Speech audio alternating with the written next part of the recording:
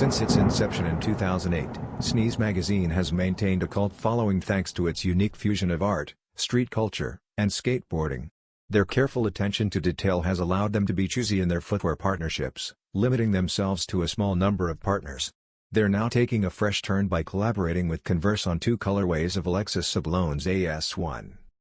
With the exception of a brief appearance in a double pack with the Nike SB Dunk Low, the Olympian signature has mostly stayed an inline proposition since its debut. In addition to being a cornerstone of the underground culture, it gives this Sneeze magazine pack of Converse AS-1 trainers an extra layer of attention. Pitting all white leather on a base of black and gum, then switching to tonal olive hues on its earthier cousin, are examples of subversive touches such as substituting standard branding with a Sneeze logo that insets the Converse Star mark to conceal two easily digestible palettes. Although the Sneeze magazine X Converse AS-1 in both colorways have begun to appear on shop websites, they are anticipated to officially launch on Converse.com and affiliated stockists on June 6, where they will retail for $95 each.